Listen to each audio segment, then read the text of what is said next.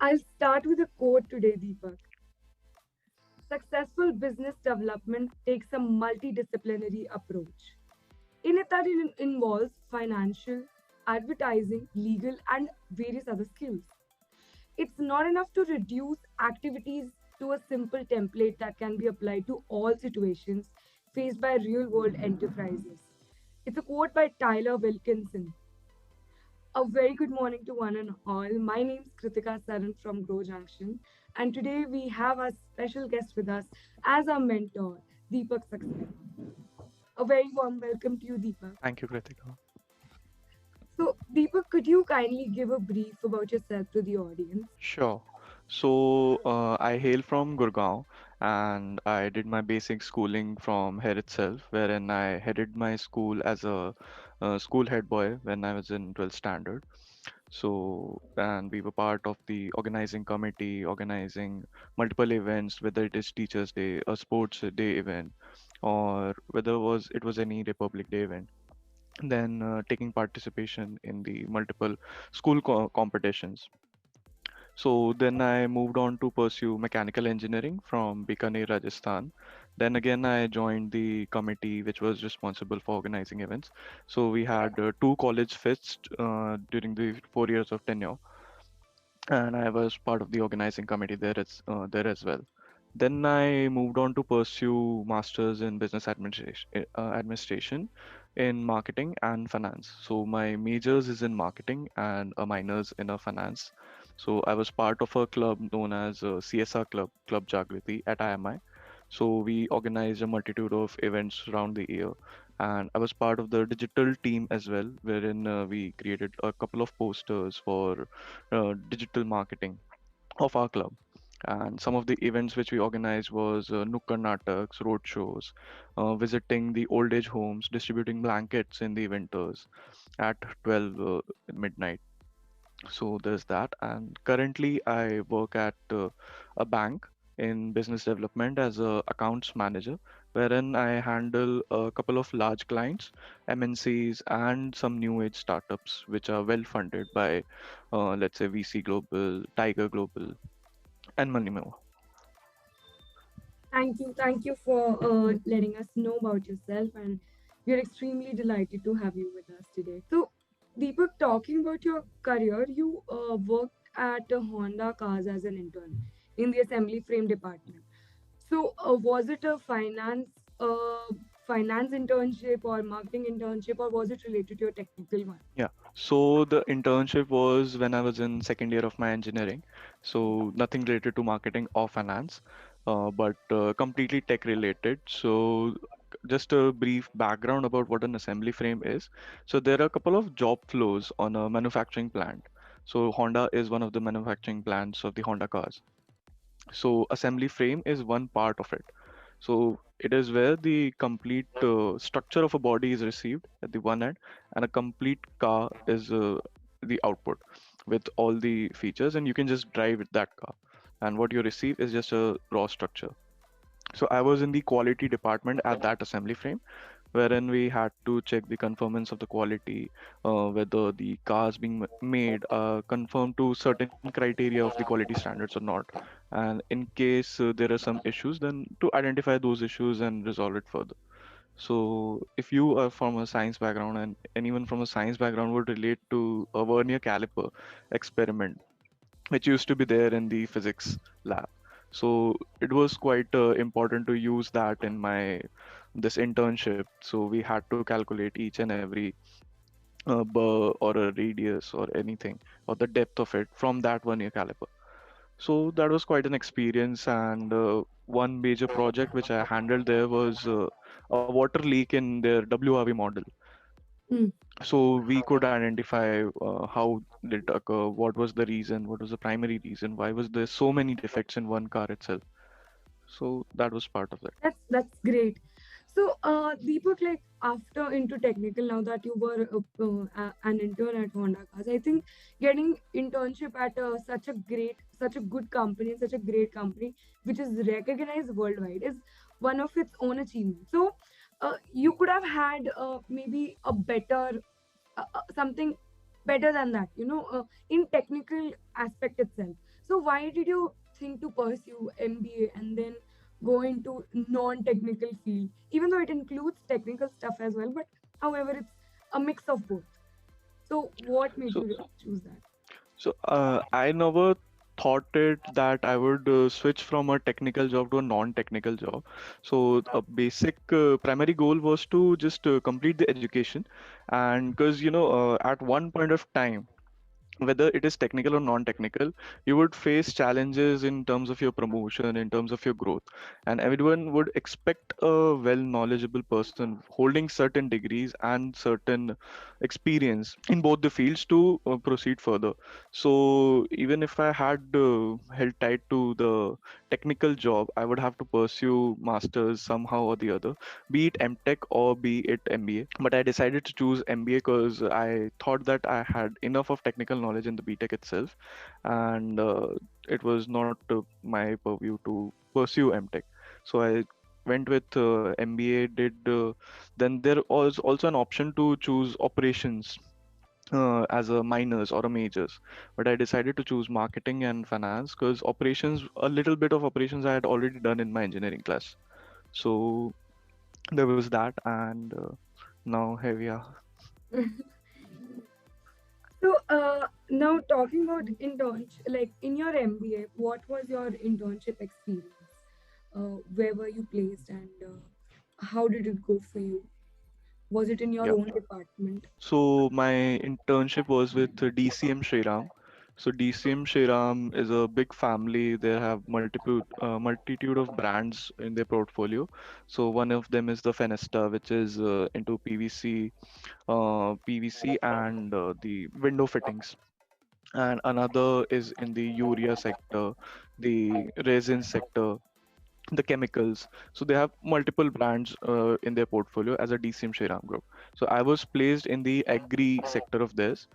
So wherein my the project was to identify the brand awareness of DCM Shriram amongst the farmers of 5 states. So they provided me with the data, complete list of farmers who they are dealing with, and my job was to contact them, get in touch with them, understand what type of crops are they growing, whether they use DCM Shriram seeds, whether they associate themselves with the DCM Shriram family or not, whether the promotion activities which DCM Shriram does in their areas, are they part of that, or do are they being impacted, or even are they reached out or not?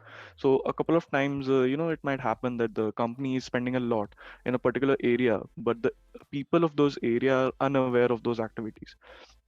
So that was the complete project, and I learned a lot. Like I never knew the English names of all these vegetables. Only a couple of them I knew. So that was quite a learning, and then interacting with all those farmers. And it was the first wave of COVID.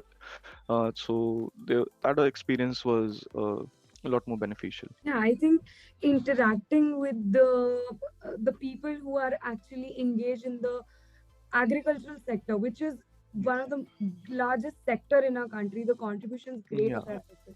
So I think that's a good learning. Yes. Also, Deepak, was it difficult for you to shift from a technical background to a non-technical one? So where you were applying all these not rigid, you can say, but some set of instructions and some set of Mhm. already set rules, but you were applying to a problem. However, now you were applying something that was subjective. That is, it could be anything. It could Yeah. vary from, like, it could vary to a large variety of range. So was it difficult for you to, when you shifted your profile? So in the beginning, so are we talking about just a college shift or when I was working? So take it both, like internship as well as college. I want to know both. So, in terms of college, there was not much because there were practicals in the engineering that had completely gone, and in MBA you only learn through case studies. So those are the real life examples wherein a problem was already there in a company XYZ years back, and then it is presented to you withholding the solutions by the faculty members and everyone, and then it is made to discuss in the complete class or in a groups of 5 or 10 people. Mm. So that kind of learning never happens in engineering college. At least the one I was part of, it never happened. So those are the real problems, and then you get to know that what can be the approach. So if 10 people are discussing on a same problem, there are a couple of solutions which even the organizational team had not might not have suggested to the Yeah, company at that time. yeah, So yeah, you get to know about a lot of new approaches, and then you just remember it. So if some kind of a problem arise at my organization in future, I would know that yeah, these can be the ways wherein it can be solved. Or if not, then how can I, initiate something of a process to understand the problem better and then solve it. yeah, And in terms of the work, the internship was quite of experience, because it was supposed to be the offline one and then it got converted into online. So it was quite hectic to call each and every person. Some of them used to quarrel with me, like, why are you calling me, how did you get my number? I said, yeah, I got your number from the company itself, and I'm not going to dupe you into anything or like that. So a couple of them invited me over to their farms as well. Please do come visit, that's so see sweet. the crops. Yeah. So it was quite up. There were quite ups and downs in terms of talking to them. Yeah. So the shift was not that much. Yeah, you can cope with it. Okay. That's a good thing that also one has to be flexible. What Yes. I understand. So just because your one is from certain department doesn't mean they can't learn new things. They should be open to new learnings, and they should be open to uh, unlearning and then relearning as well. Yes. So one should be flexible, and rigidity should be eliminated from their personality if they want to pursue MBA. I believe, because there's a large number of people that you're going to meet every day, and almost every month, right? Yes. So yeah, flexibility I think is key component.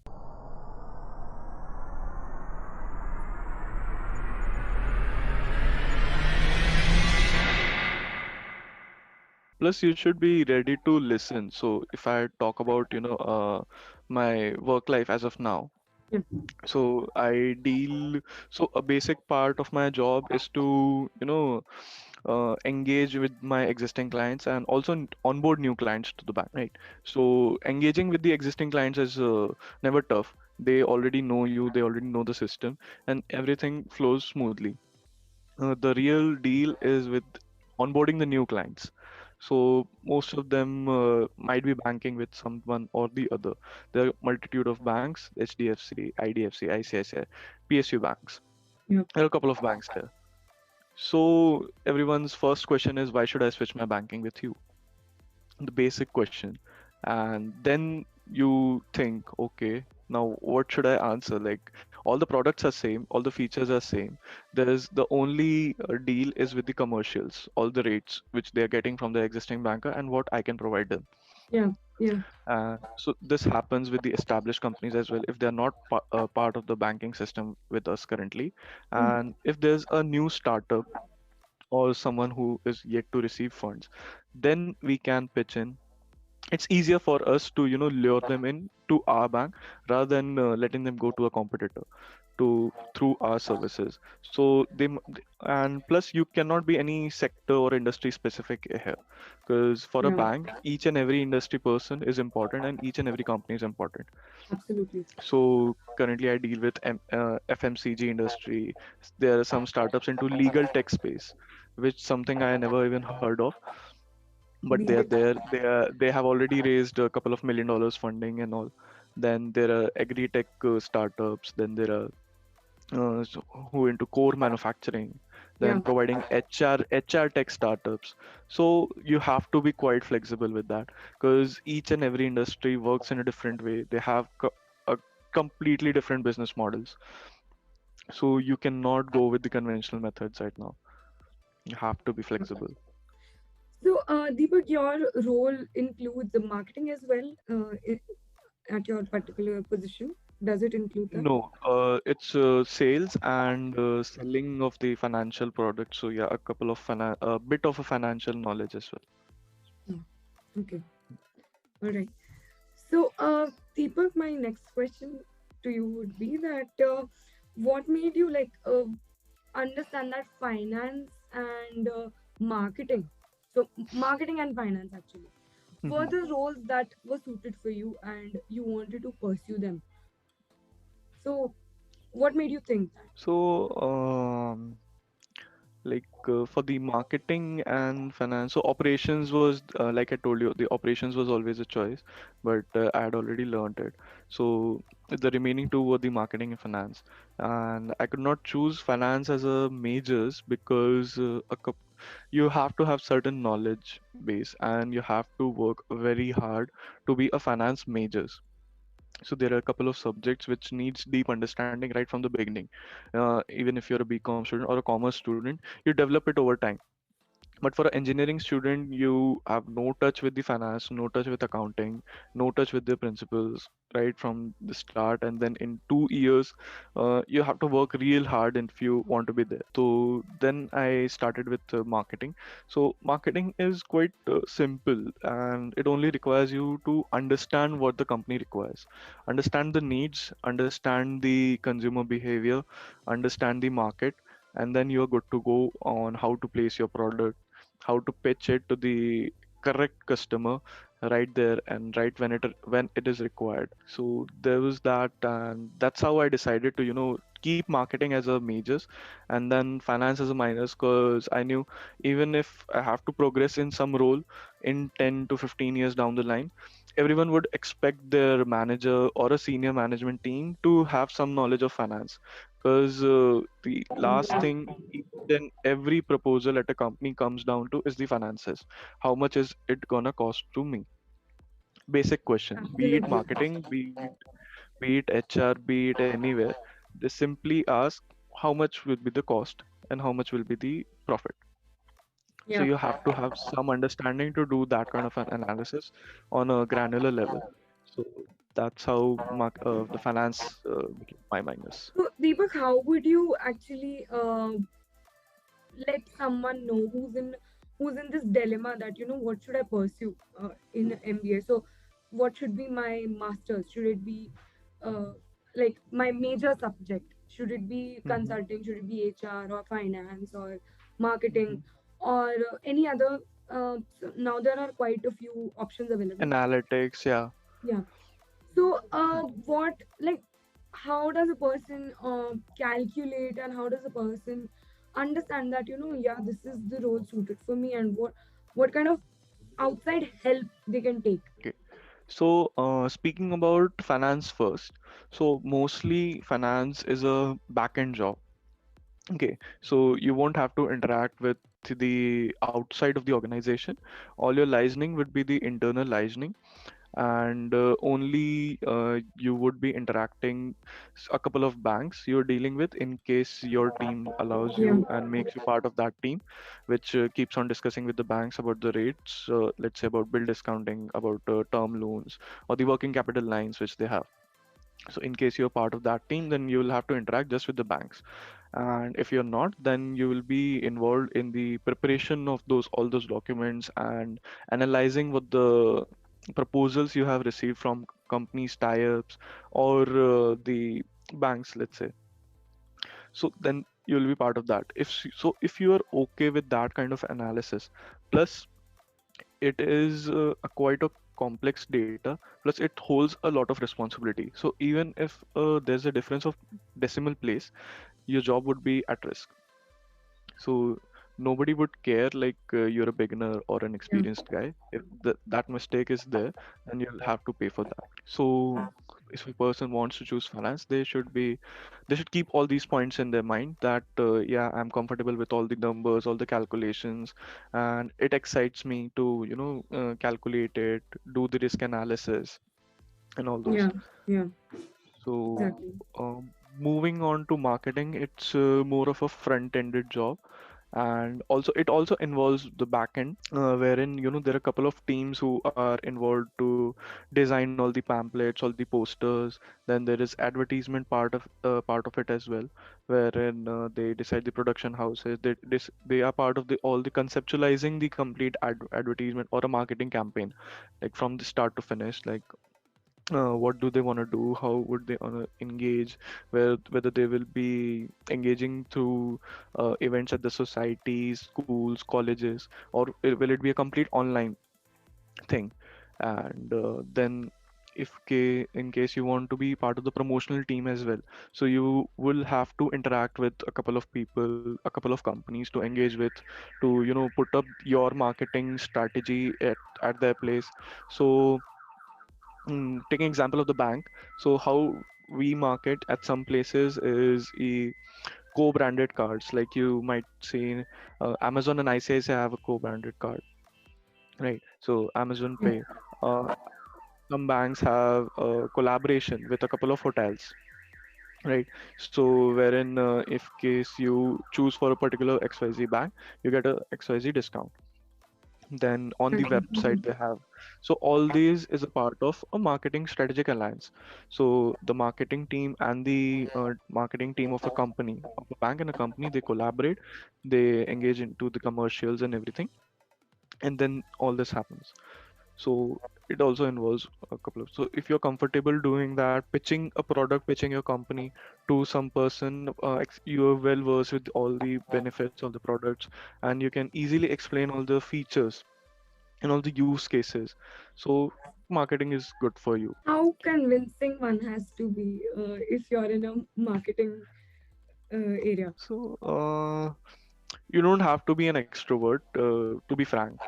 So we have our bosses even also telling us that you can be an introvert, you can be an extrovert. Pitching a product to a person, there has to be a need.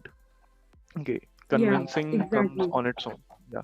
So if they have a need, they'll easily take your product. Just you have to finalize the commercials, and your product will be sold. There's nothing like that. You have to, sell, sell, sell. Just keep on pitching. Have some fantastic sales pitch being made. There's nothing like that. Yeah, Most yeah, of our sales happen just on a phone call. We call them, we ask for a meeting, we explain what all features we can bring to the table, and if they have a need for that, then it is the deal is closed. so there's this quote I'd like to mention here that you don't have to find customers for your product. You have to find product for your customers. So I Exactly. think Yeah. that goes very well in this situation that you're explaining right now. That Yes. we have to target the audience which is actually interested in buying that product. You Yes. can't you can't sell hair oil to a bald person Yeah. who's in their hair.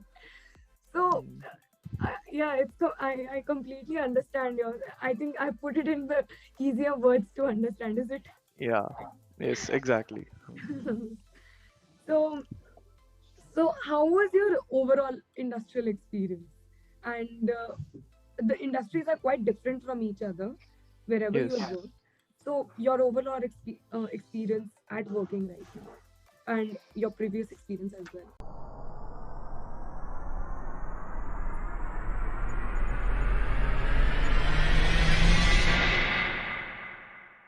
So, talking about the first internship which I had at Honda, so it's a Japanese company. There is a lot of discipline being maintained at the factory over there.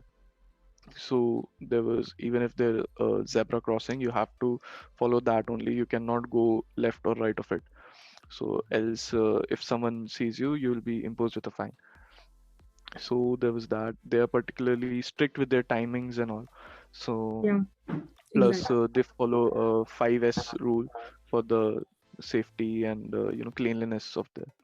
Yeah, So it is a pure example of what operations guy would learn from the Ford model or the Henry's model of the mass production, and the automatic batch production, whatever happens over there.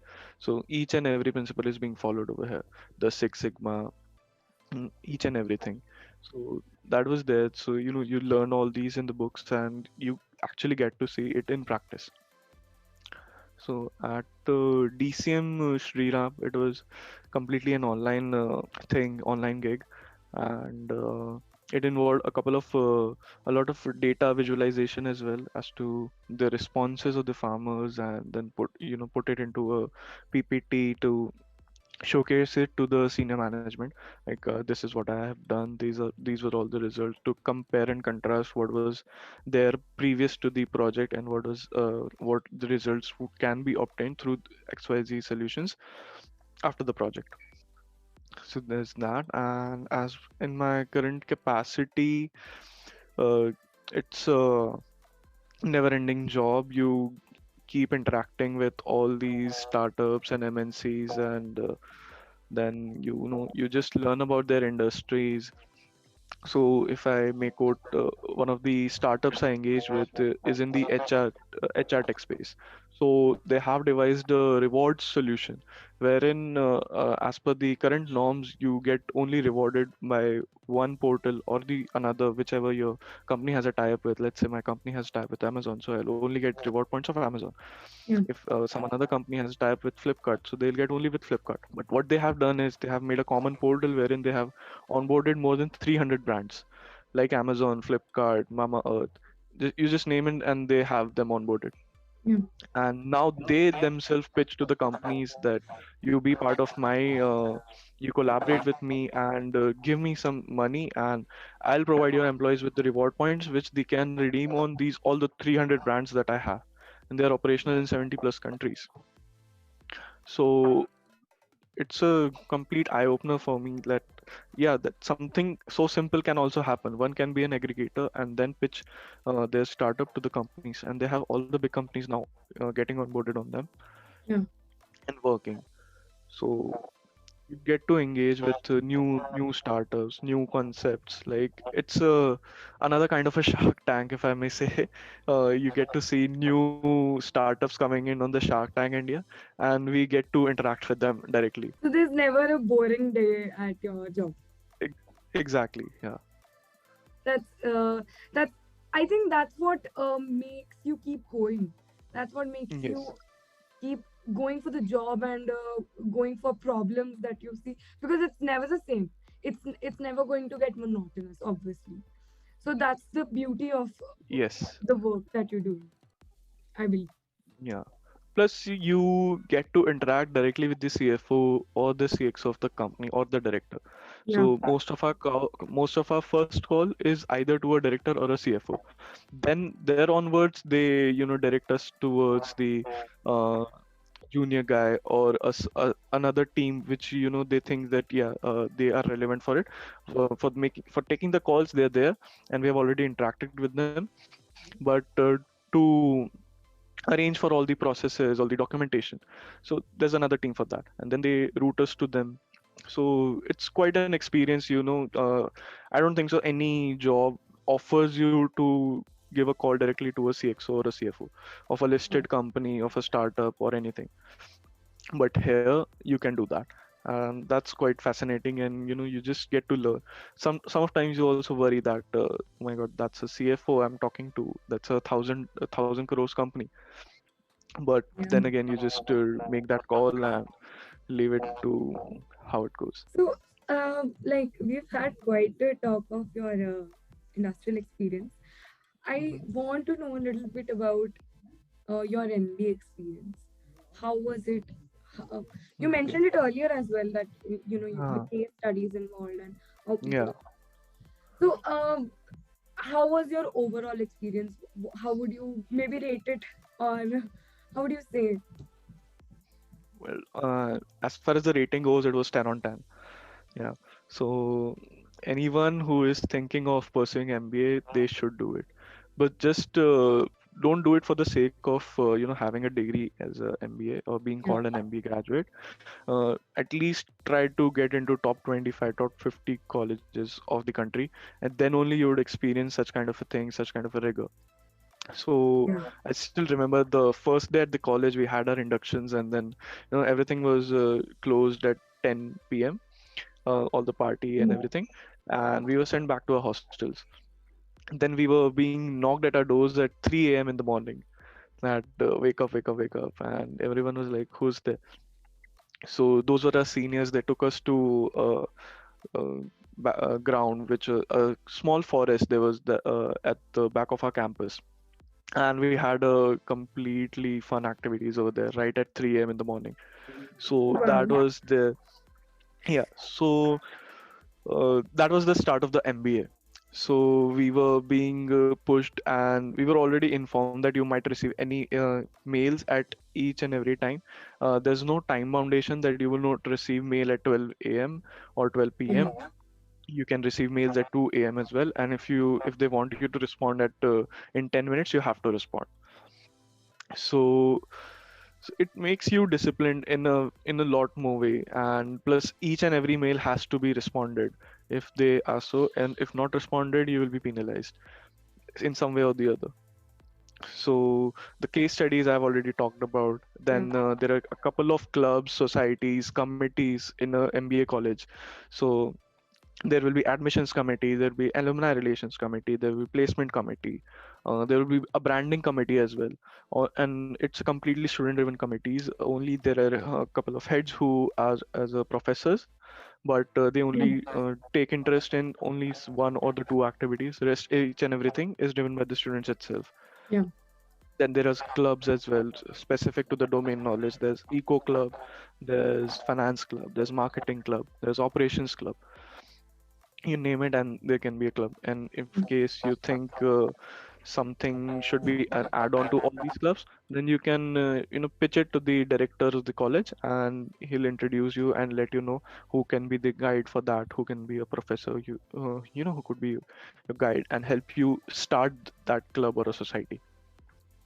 So the learning happens, and each and every club, society, keeps engaging the students in various events. So there was never a week in which there was no event at all. So Exactly. one or the other club used to, organize some event or the other, and we kept on participating. Plus, there's a website called Dare to Compete. I would like to quote. So Yeah. all those who are, starting to prepare for a MBA college, or even if they are in their engineering days. So Dare to Compete is an open portal wherein it's an aggregator, wherein all the college events, all the competitions are listed over there, and you can be part of those competitions and learn and earn as well. So all these competitions have prize money as well. So it's a complete portal which I came to know in the first year as well, although it was also told by us to through our seniors. So it's a branding opportunity for your college as well, wherein you represent your college, and if you win, you earn as well, plus the certificates, plus the experience. So those are in line with the learnings you do at your MBA. Those are case studies, visualization competitions, analytics competitions.